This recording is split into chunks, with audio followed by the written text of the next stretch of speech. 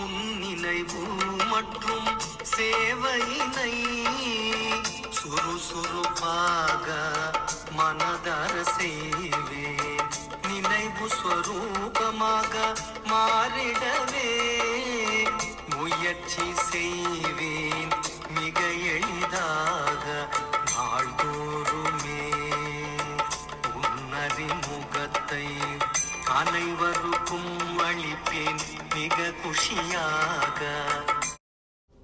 ஓம் சாந்தி. 22/12/2024. ஓம் சாந்தி. அவ்யக்த பாப்தாதா, மதுவனம். ரிவைஸ் 17/3/2003. சதா உங்களின் சுயமரியாதையுடன் இருந்து எல்லோருக்கும் மதிப்பளித்து அவர்களை சக்தி வாய்ந்தவர்கள் ஆக்குவதற்காக அவர்களுடன் ஒத்துழையுங்கள். இன்று பாக்கியத்தை அருள்பவரான பாப்தாதா எங்கும் உள்ள தனது ஒவ்வொரு குழந்தையின் நெற்றியிலும் 3 பாக்கிய ரேகைகளை பார்க்கின்றார். 1 இறை பராமரிப்பின் பாக்கியத்திற்கான ரேகை. 2வது உண்மையான ஆசிரியரின் மேன்மையான கற்பித்தல்களின் பாக்கிய ரேகை. 3வது ஸ்ரீமத்தின் பிரகாசிக்கும் ரேகை. இந்த 3 ரேகைகளும் எங்கும் உள்ள குழந்தைகள் எல்லோருடைய நெற்றியின் மத்தியிலும் அழகாக பிரகாசிக்கின்றன. நீங்கள் எல்லோரும் உங்களின் 3 வகையான பாக்கிய ரேகைகளையும் பார்க்கின்றீர்கள் தானே?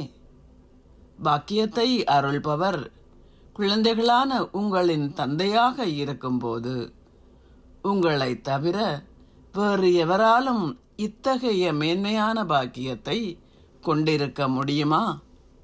எங்கும் உள்ள அதிகபட்ச பாக்கியசாலி குழந்தைகள் எல்லோருக்கும் பல மில்லியன்களில் கையளவினரான விசேடமான ஆத்மாக்களுக்கும் சதா தமது சுயமரியாதையுடன் இருந்து மற்றவர்களுக்கு மரியாதை அளிக்கின்ற சேவையாளர் குழந்தைகளுக்கும் சதா நினைவின் சொரூபங்களாகவும் அதனால் சக்தி சொரூபங்களாகவும் உள்ள ஆத்மாக்களுக்கும் சகல சக்திகளின் சொரூபங்களாக இருப்பதுடன் சதா ஆட்டு அசைக்க முடியாத ஆசனத்தில் அமர்ந்திருக்கும் குழந்தைகளுக்கும் பாப்தாதாவின் அன்பும் நினைவும் நமஸ்தேயும்.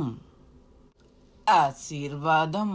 உங்களின் சுயமரியாதை என்ற ஆசனத்தில் அமர்ந்திருப்பதன் மூலம் சகல இக்கட்டான சூழ்நிலைகளிலும் சதா வெற்றியாளர் ஆகுவீர்களாக.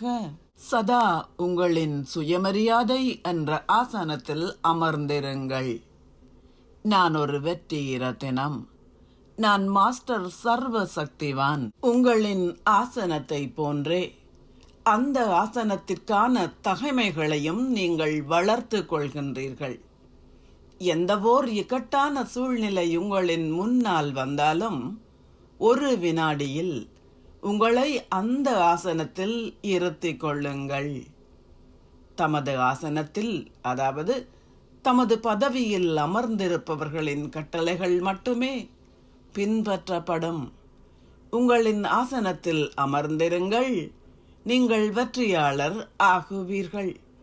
சங்கம யுகம் சதா வெற்றியடைவதற்கான யுகமாகும். இந்த யுகம் ஆசீர்வதிக்கப்பட்டுள்ளது. அதனால் ஆசீர்வதிக்கப்பட்டவராகி வெற்றியாளர் ஆகுங்கள். ஸ்லோகம்.